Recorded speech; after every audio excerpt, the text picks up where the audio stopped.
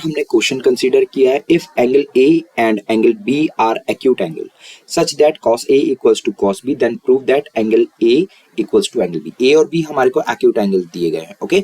और हमें क्या क्या कहा गया है, cos A equals to cos B then we have to prove angle A equals to angle B। तो हमने क्या किया, सबसे पहले कंसीडर किया कि हमारे पास let consider the triangle AMN and BPQ। हमने दो ट्राइंगल्स को कंसीडर किया, AMN और BPQ नाम के हमने दो ट्राइंगल्स को कंसीडर किया, ठीक है।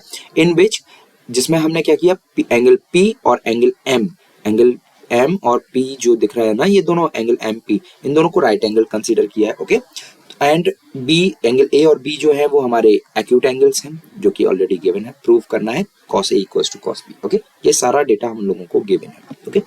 नाउ अब हम बात करते हैं cos A से स्टार्ट करते हैं। cos A हमें दिया गया है क्या, cos A अगर हम इस ट्राइंगल को ले तो cos A होता है एडजेसेंट साइड अपॉन हाइपोटेनियस। तो एडजेसेंट साइड AM है और हाइपोटेनियस हमारा AN है, ठीक है। अगर हम cos B की बात करें तो cos B हमारा क्या बनेगा, B एंगल अगर हम कंसीडर करते हैं तो एडजेसेंट साइड अपॉन हाइपोटेनियस, यानी कि BP हमारा एडजेसेंट साइड है और हाइपोटेनियस हमारा क्या है, BQ हमारा हाइपोटेनियस है, ओके।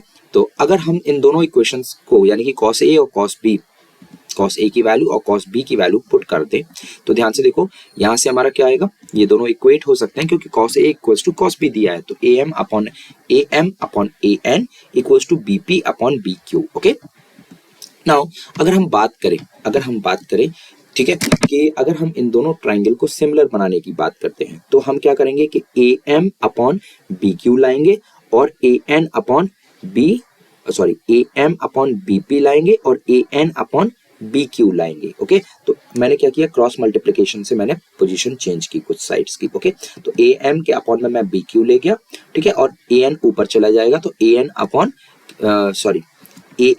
BP आ जाएगा। ये BP जो है वो यहाँ शिफ्ट हो जाएगा, AN जो है रिवर्स हो जाएंगे, इंटरचेंज हो जाएंगे, तो AN अपॉन BQ आ जाएगा, ओके। तो लेट मैं अगर क्या कर दूं कि मैं अगर कंसीडर कर लूं AM अपॉन BP और AN upon BQ equals to K, एक स्केल है, ओके। तो ध्यान से देखिए, अगर मैं AM साइड निकालना चाहूं तो AM साइड कैसे निकलेगा, K इंटू BP आ जाएगा मेरा, यस। और अगर मैं AN साइड निकालना चाहूं तो क्या आ जाएगा, K इंटू BQ आ जाएगा मेरा, ठीक है। तो इसको मैं इक्वेशन 2 मान लेता हूं। अब बढ़ते हैं आगे, ठीक है। तो ध्यान से देखिए, यहाँ पर इक्वेशन 1 मेरे पास ये बनी थी और इक्वेशन 2 में मैंने AM और AN की मैंने क्या किया, लेंथ निकाल ली in terms of K BP और K BQ के फॉर्म में, ठीक है। नाउ लिसन, अब ये वाला जो ट्राइंगल है वो हमारा क्या है, वो हमारा राइट एंगल ट्राइंगल है। तो पाइथागोरस अप्लाई कर सकते हैं क्या, AN square equals to AM square plus MN square, okay, by using Pythagoras theorem. तो ध्यान से देखिए कि अगर हम AN की बात करें तो AN हमारा क्या होगा, AN को हम लिख सकते हैं KBQ, AN को हम लिख सकते हैं KBQ, यहाँ पर पुट कर देंगे। अगर हम AM की बात करें तो AM हमारा है क्या, KBP, तो हम पुट कर देंगे KBP square and plus MN square. तो MN की हम यहाँ से वैल्यू निकालेंगे जो कि क्या आएगी, K square BQ square minus K square BP स्क्वायर। K स्क्वायर मैंने यहाँ से कॉमन ले लिया तो BQ square minus BP square आ गया, ओके। नाउ लिसन, इसको मैंने मार्क कर दिया हमारी इक्वेशन 3 को, ओके। नाउ लिसन, इसके बाद अगर मैं देखूं तो ध्यान से देखो, यहाँ पर हमारे पास नेक्स्ट ट्राइंगल कौन सा है, नेक्स्ट ट्राइंगल हमारा BPQ। तो अगर हम ट्राइंगल BPQ लेते हैं तो वहां पर भी हम पाइथागोरस थ्योरम अप्लाई कर सकते हैं कि BQ square equals to BP square plus PQ square, okay, by using Pythagoras theorem. तो मैं अब ध्यान से देखिए, मेरे पास मैं क्या करूंगा, BQ और BP को मैं यानी कि मैं PQ लेंथ निकालूंगा। यहाँ अभी MN निकाला, MN स्क्वायर निकाला, अब मैं निकालूंगा PQ स्क्वायर, ओके। तो PQ स्क्वायर क्या होगा मेरा, PQ स्क्वायर होगा BQ square minus BP square, okay. तो ध्यान से देखिए, अब ये जो इक्वेशन 3 मुझे दिख रही है, PQ square minus BP square की जगह पे मैं क्या पुट कर सकता हूँ, PQ स्क्वायर, यानी कि ये मैंने एक नई इक्वेशन 4 को अगर मैं इक्वेशन 3 में पुट कर दूं तो मेरे पास क्या आ जाएगा, मेरे पास आ जाएगा MN square upon PQ square equals to K square, ठीक है।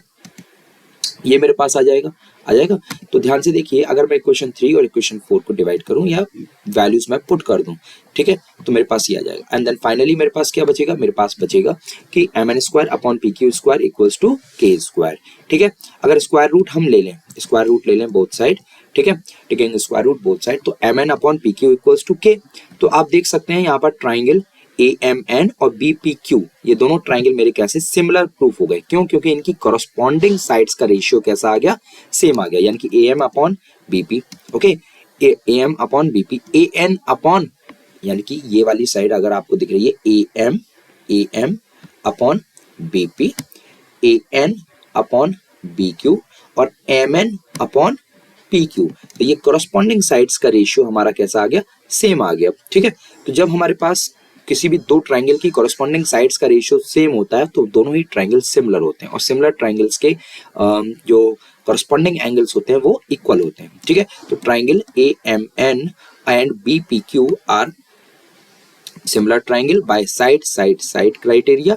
ओके, एंड अब देखा जाए तो हम कह सकते हैं कि angle A equals to angle B। यहाँ पर ये हमारा जो क्वेश्चन है वो कंप्लीट होता है, corresponding angles of similar triangle are equal. ठीक है, तो यहाँ से हम इस तरह से इस क्वेश्चन को जो है हम कंप्लीट करेंगे। ओके स्टूडेंट्स, थैंक यू, मिलते हैं नेक्स्ट क्वेश्चन में।